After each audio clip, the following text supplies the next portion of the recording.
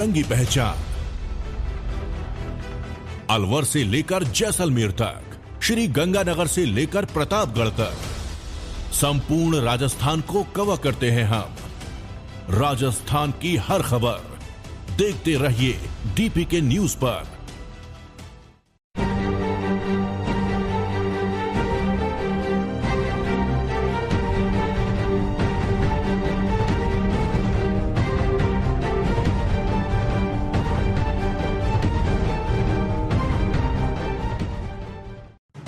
राजस्थान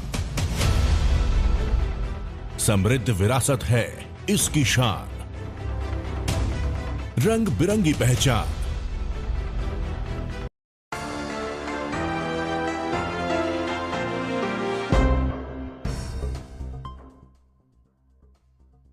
नमस्कार, खबर गांव शहर बुलेटिन में आप सभी का बहुत बहुत स्वागत है।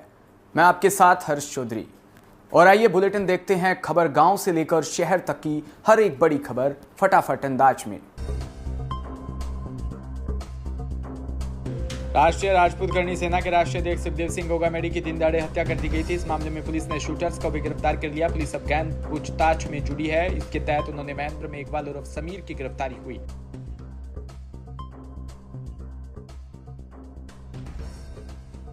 इसका संबंध कोटा से होना सामने आया। पुलिस के मुताबिक महेंद्र कोटा के गुमानपुरा थाना क्षेत्र का निवासी है। थाने के शीटर की लिस्ट में उसका 40वें नंबर पर नाम है।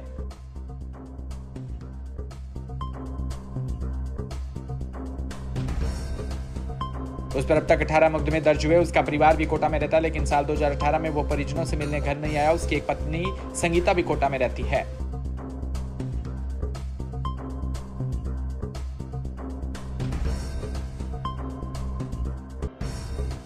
प्रधानमंत्री नरेंद्र मोदी ने अनुच्छेद 370 पर सुप्रीम कोर्ट के फैसले को लेकर एक लेख लिखा। उन्होंने अपनी राय व्यक्त करते हुए कहा कि अनुच्छेद 370 और 35 से जम्मू कश्मीर के विकास में रोड़े बने हुए थे, जिन्हें हमने हटा दिया।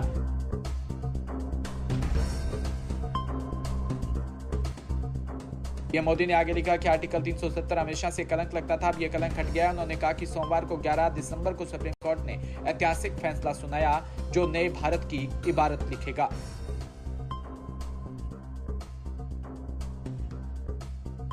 मकराना से सोमवार दोपहर में दरवाजा खटखटाने पर अंदर से बंद मिला। इस पर पुलिस को सूचना दी। दरवाजा तोड़ने पर लड़का फंदे से झूलता मिला। मामला थाना क्षेत्र के बोरावड़ का है।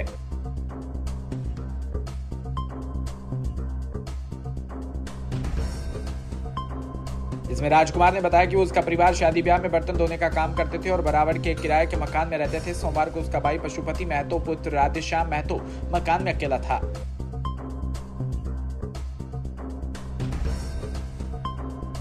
राजकुमार ने बताया कि दोपहर को घर अपने साथियों ने दरवाजा खटखटाया। दरवाजा अंदर से बंद था। हमें शक हुआ तो पुलिस को सूचना दी। इसके बाद पुलिस मौके पर पहुंची और दरवाजा तोड़कर अंदर घुसे, जहां कमरे में पशुपति फंदे से झूलता नजर आया।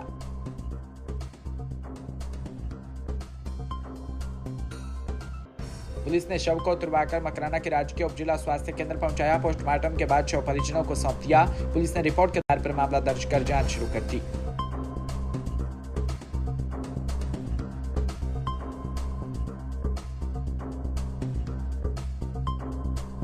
प्रदेश भर में मंगलवार सुबह इनकम टैक्स डिपार्टमेंट की ओर से जोधपुर के कई व्यापारियों के घरों व संस्थान पर एक साथ छापा मारा गया। आईटी की टीम मंगलवार तड़के जोधपुर भी पहुंची। शास्त्री नगर स्थित एक व्यापारी के घर पर रेड मारी। अभी टीम की ओर से व्यापारी के घर पर कार्रवाई की जा रही है। इस कार्रवाई के बाद क्षेत्र में अन्य व्यापारियों में भी हड़कंप मचाया। तभी सामने आया कि दिल्ली व गुजरात के करीब 800 से ज्यादा आईटी अधिकारियों ने राजस्थान में कपड़ा, पैकेजिंग व रियल एस्टेट कारोबारियों के घर पर ऑफिस पर छापा मारा। सिद्धार्थनगर प्रधानमंत्री के द्वारा चलाए जा रहे विकसित भारत संकल्प यात्रा के तहत उत्तर प्रदेश में भी इस अभियान का आयोजन बहुत जोर से किया जा रहा है।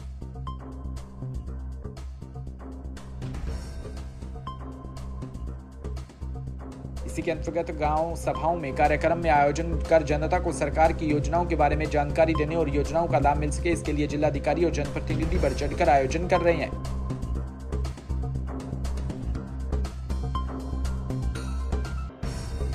जिले के नौगढ़ विकासखंड अंतर्गत ग्राम सभा खलीलपुर और बदरपुर नंबर 14 में विकसित भारत संकल्प यात्रा का आयोजन खंड विकास अधिकारी अरुण कुमार पांडे के नेतृत्व में विकासखंड के कर्मचारियों के संचालन में किया गया।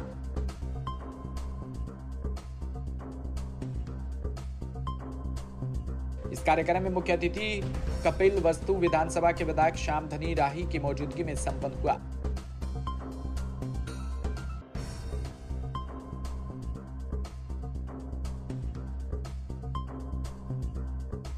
लाइन में खड़े अंतिम व्यक्ति को सरकार की समस्त योजनाओं का लाभ मिले, इसके लिए गांव घर सरकार योजनाओं की जानकारी जनता को, जनता की समस्याओं का निवारण हो गांव में, ताकि उन्हें विभागों के चक्कर न लगाना पड़े।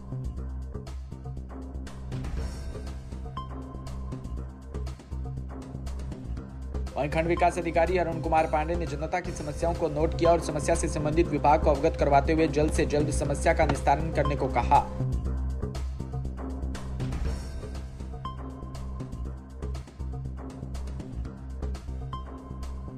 कश्मीर में पुनर्गठन संशोधन विधेयक लोकसभा में पास हो चुका है। सोमवार को सुप्रीम कोर्ट से अनुच्छेद 370 पर फैसला किया जा चुका है।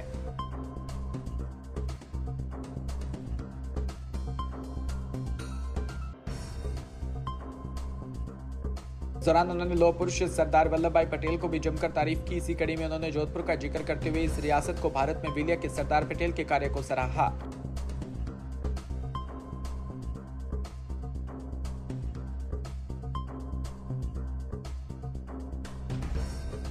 जब देश में देशी रियासतों के विलय की बात आई तो पंडित नेहरू ने कश्मीर को विलय करने का जिम्मा अपने हाथ में लिया, जबकि सरदार पटेल को हैदराबाद, जूनागढ़, जोधपुर सहित अन्य रियासतों को शामिल करने की जिम्मेदारी मिली थी।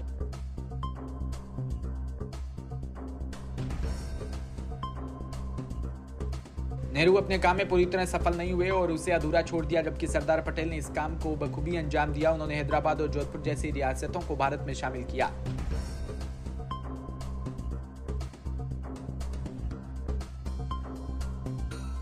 आजादी के 4 दिन पहले यानी 11 अगस्त 1947 को जोधपुर में रियासत भारत में शामिल हुए। उस दौरान काफी उथल पुथल हुई थी, जो इतिहास के पन्नों में दर्ज है।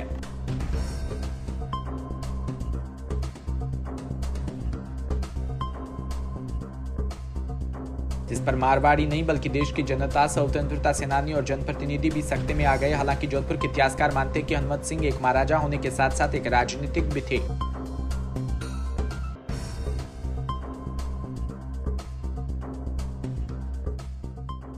इसके लिए उन्होंने कई मांगे रखी थी। वो मांगे न मानने पर उन्होंने पाकिस्तान में मिल जाने की बात कही हो, जबकि वो उनके पिता उम्मीद सिंह निर्णय ले चुके थे कि वो भारत में रहेंगे।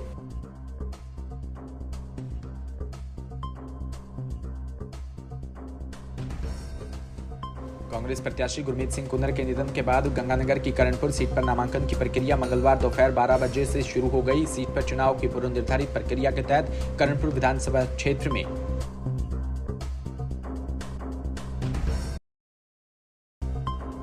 कांग्रेस प्रत्याशी के निधन के बाद 11 दिसंबर उम्मीदवार मैदान में हैं और कांग्रेस के सिंबल पर अब नए प्रत्याशी का नामांकन करना होगा। इस सीट पर कांग्रेस प्रत्याशी के निधन के बाद चुनाव स्थगित कर दिया था।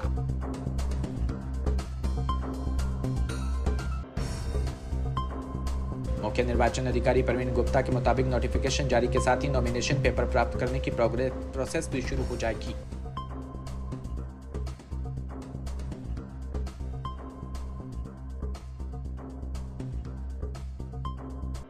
इसके बाद 20 तारीख को दाखिल किए गए पर्चों की जांच होगी और नाम वापसी की तारीख 22 दिसंबर को मुकर्रर की गई है। इसके बाद जनवरी की 5 तारीख को वोटिंग की जाएगी और 8 तारीख को मतगणना के बाद नतीजों का ऐलान किया जाएगा।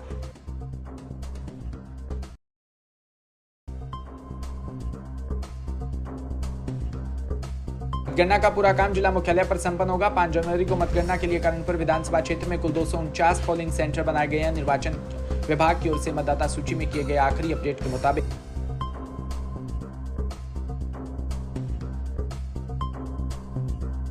6 दिसंबर तक 2,40,826 मतदाता थे। इनमें से 1,25,850 पुरुष है, जबकि 1,14,966 महिलाएं हैं। वहीं 180 सर्विस वोटर और 10 अन्य मतदाता है।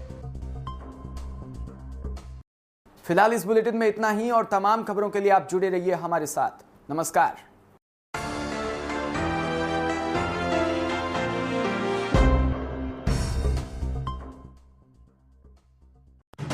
राजस्थान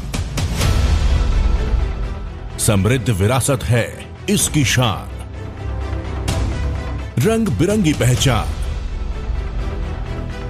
अलवर से लेकर जैसलमेर तक, श्री गंगानगर से लेकर प्रतापगढ़ तक, संपूर्ण राजस्थान को कवर करते हैं हम। राजस्थान की हर खबर देखते रहिए डीपीके न्यूज पर। राजस्थान समृद्ध विरासत है इसकी शान, रंग बिरंगी पहचान। अलवर से लेकर जैसलमेर तक, श्री गंगानगर से लेकर प्रतापगढ़ तक, संपूर्ण राजस्थान को कवर करते हैं हम। राजस्थान की हर